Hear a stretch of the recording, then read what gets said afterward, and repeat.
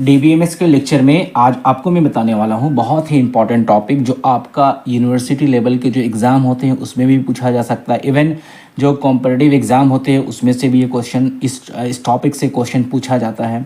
और इंटरव्यू अगर आप फेस करते हैं तो वहाँ पर भी ये बहुत ही इंपॉर्टेंट टॉपिक है, इसलिए इस टॉपिक को अभी मैं क्लियर करता हूँ आपके सामने इस वीडियो में। वीडियो को पूरा वॉच कीजिएगा और अपनी एग्ज़ाम की तैयारी अच्छे से कीजिएगा। तो चलिए शुरू करते हैं। आज का टॉपिक है कॉन्स्टेंट्स। डीबीएमएस में या आरडीबीएमएस में या फिर एसक्यूएल में आप कर रहे कॉन्स्टेंट्स क्या होता है, ठीक है। कॉन्स्टेंट्स का यूज़ कैसे करते हैं। बहुत सारे स्टूडेंट्स इस तरह का टॉपिक में बहुत कंफ्यूज होते हैं। डीबीएमएस के बहुत सारे टॉपिक्स में कंफ्यूज हो जाते हैं, लेकिन आप अगर वीडियो को पूरा देखते हैं तो डेफिनेटली आपका कंसेप्ट बहुत क्लियर हो जाएगा। एक बार अगर कंसेप्ट क्लियर होगा तो फिर आपको याद करने की भी ज़रूरत नहीं है। आप बस अपने जिस तरीके से आप समझ के जाएंगे फिर आप अपनी लैंग्वेज में उसको वहाँ पे एग्ज़ाम में लिख सकते हैं, ठीक है। तो चलिए सबसे पहला डेफिनेशन देखते हैं। कांस्टेंट की डेफिनेशन क्या है। यहाँ पे हमने दो डेफिनेशन आपके लिए स्क्रीन में यहाँ पे लिख रखा है। सबसे पहला देखिए, constants enforce limits to the data और type of data that can be inserted, updated, deleted from a table. The whole purpose of constraints is to maintain the data integrity during an update, delete, insert into a table. ठीक है, अभी नहीं समझ में आया तो मैं भी आपको क्लियर करूंगा। दूसरा डेफिनेशन में देख लीजिए, constraints in DBMS that is database management systems are rules or conditions that are applied to the data within a database to ensure data integrity and consistency. They define limitations and requirements that the data must meet, thereby preventing the entry of invalid or inconsistent data. देखिए दोनों definition में आपको भी याद करें जो आपको समझ में आता है, और अगर समझ के आप पढ़ते हैं तो डेफिनेटली आप अपनी लैंग्वेज में लिख सकते हैं। बट यहाँ पे मैं थोड़ा और क्लियर कर देता हूँ। कंस्ट्रेंट्स का मतलब होता है कंडीशन, ठीक है, कंडीशन होता है। अब कंडीशन का, चूँकि ये सारा मामला जो है आरडीबीएमएस के ऊपर होगा, सारी कहानी जो है एसक्यूएल पे कोडिंग करना है और आरडीबीएमएस में टेबल को क्रिएट कैसे करना है। अब कि आप टेबल क्रिएट कैसे क्यों करते हैं, क्योंकि टेबल में डेटा इंसर्ट किया जाता है, उसके बाद जब कभी ज़रूरत पड़ती है तो डेटा को अपडेट भी किया जाता है और उसको डिलीट भी किया जाता है। तो टेबल को क्रिएट करने के लिए बहुत सारे रूल्स एंड रेगुलेशन है, क्योंकि डीबीएमएस एक बहुत बड़ा फील्ड है और उसमें बहुत सारे रूल्स एंड रेगुलेशन है, बहुत सारे उसमें जो टर्म्स एंड टेक्निक्स है, टर्म्स एंड टर्मिनोलॉजीज़ है, तो उसको समझना आपके लिए बहुत ज़रूरी है। तो उसी का एक छोटा सा पार्ट है कंस्ट्रेंट्स। तो जब भी टेबल बनाते हैं तो हमें कंस्ट्रेंट्स को ध्यान में रखना होता है कि हम जब टेबल बनाएंगे, चूँकि टेबल क्या होता है, combination of rows and column. तो कॉलम में कौन सा डेटा आएगा, रोज़ में क्या होगा, कौन कॉलम को हम लोग पूरा फिल करना है, किस में क्या वैल्यू डालना है, रेंज क्या होंगे। तो ये सारी चीज़ जो है ये कंडीशन में आते हैं। तो जब कंडीशन को अगर आप डिफाइन कर देते हैं तो फिर आपका डेटा जो भी एंट्री होगा वो डेटा जो है वैलिड होगा एंट्री, ठीक है ना। अगर सही से रहा कंडीशन तो डेटा क्या होगा, वैलिड होगा, यानी टेबल में एग्जैक्टली वैलिड डेटा जाएगा। तो अगर हम ये कंस्ट्रेंट्स को नहीं अप्लाई करते हैं तो हमारा जो टेबल होगा उसमें इनकंसिस्टेंट डेटा आएगा, मतलब मनचाहा डेटा जो डाल दिया आ जाएगा। तो फिर उसमें क्या होगा, हम उसको अपडेट भी नहीं कर सकेंगे सही से, ना उसमें हम लोग जो है रिट्रीव कर सकेंगे। आपने क्या डेटा निकालना है लेकिन डेटा में कोई कंस्ट्रेंट्स नहीं था, तो जो इंसर्ट किया उसने जो मनमानी किया अपना डेटा डाल दिया, लेकिन जब आप निकालना चाह रहे हैं तो डेटा नहीं निकाला। इसलिए कंस्ट्रेंट्स बहुत ज़रूरी, खास करके कंसिस्टेंसी के लिए और इंटीग्रिटी के लिए। You know what is integrity, what is consistency, ये भी एक जो है डीबीएमएस का एक टर्म है कि एक स्थिरता होना चाहिए कंसिस्टेंसी में। और इंटीग्रिटी का मतलब सारे डेटा को एक जगह जमा करके जिसको डिवाइड नहीं किया जाएगा, टेबल में हम लोग रखते हैं, उसको हम कहते हैं इंटीग्रिटी एंड कंसिस्टेंसी। तो चलिए कैसे इसको हम कंस्ट्रेंट्स को कैसे डिफाइन करते हैं और टेबल के द्वारा इसके क्या क्या टाइप्स है उसको भी हम लोग थोड़ा देख लेते हैं, ठीक है। डेफिनेशन आपको ये समझना है, यहाँ पे कंसेप्ट क्या है। कंस्ट्रेंट्स एक कंडीशन है जो हम टेबल पे अप्लाई करते हैं।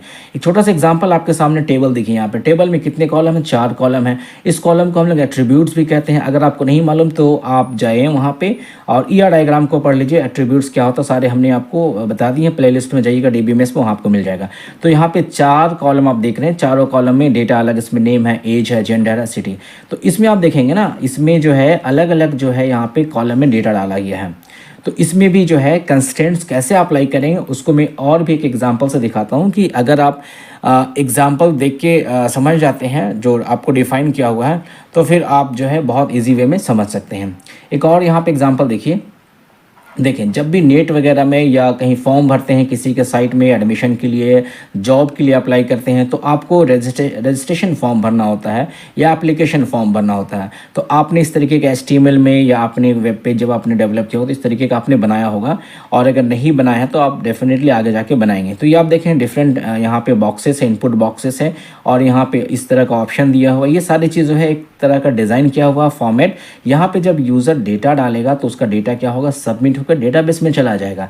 अब आप सोच सकते हैं कि हर एक फील्ड में यहाँ पे कंस्ट्रेंट डाला हुआ, चूंकि यहाँ पे नेम डाला है तो नेम की जगह कोई यूज़र अगर 1 2 3 4 डालेगा तो उसको एक्सेप्ट नहीं करेगा। क्यों?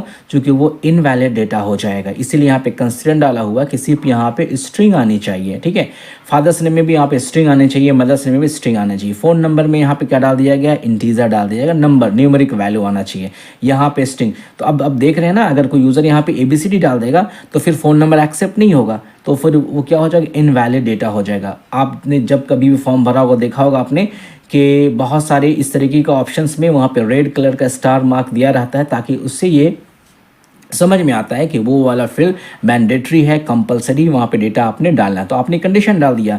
अब ईमेल की बात करते हैं यहाँ पे, तो ईमेल अगर आप डालते हैं कभी भी तो और @ नहीं डालेंगे तो आपका ईमेल एक्सेप्ट नहीं होगा, तो वो वहाँ पे वो कंडीशन है। फिर यहाँ पे डेट ऑफ बर्थ में कुछ रेंज होगा कि यहाँ पे DD डालना, अगर आप यहाँ पे YYY डाल देंगे तो एक्सेप्ट नहीं करेगा, चूँकि यहाँ आपने कंस्टेंट लगाया, यहाँ पे कंस्टेंट लगा के पहले DD डालना है, फिर मंथ डालना है, फिर ईयर डालना है। ईयर में भी कंस्टेंट लगाओ कि आपको 4 डिजिट डालना है। देख लें आप यहाँ पे 4 डिजिट्स हैं। So these are constraints. अब मैं समझता हूँ कि आपको कंस्टेंट बहुत अच्छे से समझ में आ गया होगा कि कंस्टेंट असल में क्या है, कंडीशंस है जो हम हर टेक्स्ट बॉक्स में, हर फील्ड में, हर टेबल में हम लगाते हैं, ताकि हमारा डेटा जब एंट्री किया जाए तो डेटा हमारा बिल्कुल वैलिड हो। क्लियर है? चलें, अब यहाँ तक हो गया, ये आपका कंसेप्ट भी क्लियर हो गया, और यहाँ पे डायग्राम के थ्रू भी हमने दिखा दी। अब आते हैं हम लोग बात करते हैं टाइप्स ऑफ कंस्ट्रेंट्स। स्क्रीन पे देखिएगा हमने 6 टाइप यहाँ पे लिख रखे हैं। किसी बुक में 7 है, किसी में 8 है, तो बट आप 6 लिखेंगे। जो भी चीज़ें हमने यहाँ पे क्लियर कर रखी हैं, सबसे पहला होता है यूनिक कंस्ट्रेंट्स। क्या होता है? नॉट नल है, प्राइमरी की कंस्ट्रेंट्स है, उसके बाद डोमेन चेक, डोमेन का नाम दूसरा नाम चेक कंस्ट्रेंट्स भी है, फिर रेफरेंशियल, इंटीग्रिटी, फॉरेन की कंस्ट्रेंट्स है, और फिर डिफ़ॉल्ट है। तो यूनिक मतलब होता है, यूनिक मतलब क्या होता है कि उसकी डुप्लीकेट वैल्यू नहीं हो। यानी आपने कॉलम, अब इस कॉलम से बात करते हैं यूनिक के बारे में, इस कॉलम में आपको कोई ऐसा कॉलम बनाना है जहाँ पे यूनिक वैल्यू आए, डुप्लीकेट नहीं आए। जबकि आप देख रहे हैं यहाँ पे 25, यहाँ पर भी 25 है, तो ये फिर ये वाला कॉलम यूनिक नहीं है। तो मे बी आप एक कॉलम यहाँ पे इंसर्ट करेंगे, वहाँ पे ID डाल सकते हैं या रोल नंबर डाल सकते हैं या फिर मोबाइल नंबर डाल सकते हैं कि 2 आदमी का मोबाइल मैच नहीं करे, तो उसको हम कहते हैं यूनिक कंस्टेंट्स। समझ में आ गई बात? अब इसकी डेफिनेशन भी आपको हम डिस्प्ले करेंगे, यूनिक कंस्टेंट्स पहला। दूसरा क्या है? Not null. नॉट नल अगर आप सेट करते हैं किसी कॉलम के लिए, तो नॉट नल का मतलब होता है आप किसी कॉलम को खाली छोड़ के भाग नहीं सकते हैं, मतलब उसको फिल करना ज़रूरी है। अगर नॉट नल है तो अब लगाया आपने, तो वहाँ पे वैल्यू डालना है किसी हाल में। जैसे यहाँ पे आप देखें कि यहाँ पे अगर मान लो स्टार मार्क दे दिया जाए, तो स्टार मार्क मतलब होता है कंपलसरी, तो वहाँ से आप छोड़ के भाग नहीं सकते, आपको डालना value, that is called not null. ठीक है। तीसरा पॉइंट में आप देखिएगा कि प्राइमरी की क्या होता है। ठीक है ना, अगर प्राइमरी की तो आपको मालूम है ये कि यूनिक की होता है। वैसे प्राइमरी की को आप ये ऐसे भी कर सकते हैं, 1 + 2 कर दें, ऊपर का जो नंबरिंग है ना 1 यानी कि यूनिक, इस तरीके से आपको समझ में आ जाएगा, यूनिक प्लस नॉट नल। यानी प्राइमरी की यूनिक भी होता है और नॉट नल, यानी कि वहाँ वैल्यू डालना ज़रूरी है। तो ये प्राइमरी की डेफिनेशन हो गई। जो भी वैल्यू होगा वह यूनिक होगा, ताकि आप जो है वहाँ पे अच्छे से डाल सकें वैल्यू। तो यूनिक प्लस नॉट नल, ये दोनों को मिलाया जाए तो प्राइमरी की कांस्टेंट। तो टेबल में जनरली RDBMS के टेबल में आपको कोई एक कॉलम को जरूर यूनिक की बनाना पड़ेगा, तभी आप डेटाबेस में डेटा को रिट्रीव सही तरीके से कर सकेंगे। तो फिलहाल यहाँ पे कोई भी प्राइमरी की नहीं, चूँकि यहाँ पे डुप्लीकेट वैल्यू आ चुका है, इसलिए यहाँ पे कहीं पे अभी हमें कुछ नज़र नहीं आ रहा। तो ये सब आप कब बनाएंगे? जब आप SQL की कोडिंग करेंगे। आज जो मैं बता रहा हूँ ये सिर्फ थ्योरेटिकल पोर्शन है। एग्जाम की पॉइंट ऑफ व्यू से जब आप एग्जाम में लिखेंगे तो ये सारी चीज़ को आप वहाँ पे जाके लिख सकते हैं। ठीक है, तो ये हो गया unique plus not null, primary key constraints हो गया। डोमेन यानी चेक कंस्टेंट। डोमेन का मतलब होता है हर एक कॉलम में जो भी यूज़र डेटा वैल्यू डालेगा उसको चेक करेगा, क्या वो रेंज में है, क्या वो वैलिड है, अगर है तो आगे बढ़ेगा, वरना वो एक्सेप्ट नहीं करेगा, रिजेक्ट नहीं करेगा। एक्चुअली डोमेन जो होता है ना, ये टेबल में जितने वैल्यू, इसको हम डोमेन कह सकते हैं। ठीक है ना, डोमेन वैल्यू, ये सब डोमेन वैल्यू कहलाता है। तो जो चीज़ें डाल रहे हैं वो चेक हो रहा है अंदर में कि हाँ एज 25 डाला, तो चूंकि यहाँ पे इंट वैल्यू आएगा, न्यूमेरिक आएगा, तो लिया जा सकता है।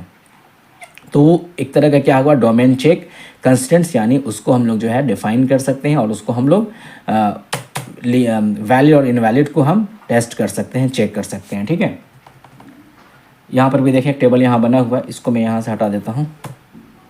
यहाँ पर भी है, सपोज आप एक टेबल बनाते हैं इंप आईडी, इंप नेम, एड्रेस, ईमेल। तो अब आपने सपोज इंप आईडी को आपने क्या बनाना है, प्राइमरी की बनाना है, तो आप बना ले प्राइमरी की। तो प्राइमरी की बनाने के लिए कोडिंग लिखना पड़ता है। तो फिलहाल अभी आप यहाँ पे थ्योरेटिकल पोर्शन देख रहे हैं। तो प्राइमरी की का कंसेप्ट ये समझिए कि कोई भी जो है वहाँ पे कॉलम में जो आप डालेंगे, तो कोई भी डोमेन नेम, कोई भी वैल्यू वहाँ पे यूनिक डुप्लीकेट नहीं होना चाहिए और ना ही नोट नल होना चाहिए। उसी तरीके से डोमेन चेक कंस्टेंट्स भी आपने देख लिया कि जो भी वैल्यू डाल रहे हैं वो वैल्यू का जो रेंज आपने दिया उसी के अंदर होना चाहिए और लीगल होना चाहिए, वैलिड होना चाहिए। ठीक है, आगे है रेफरेंशियल इंटीग्रिटी का दूसरा नाम फॉरेन की, और इसका तीसरा नाम आप कह सकते हैं रिलेशनशिप। यानी कि अगर हम आरडीबीएमएस में टेबल क्रिएट कर रहे हैं तो डेफिनेटली ज़रूरी नहीं कि एक ही टेबल हो, एक से ज़्यादा बहुत सारा टेबल हो सकते हैं। तो एक टेबल के साथ दूसरे का रिलेशन, दूसरे का तीसरे के साथ रिलेशन।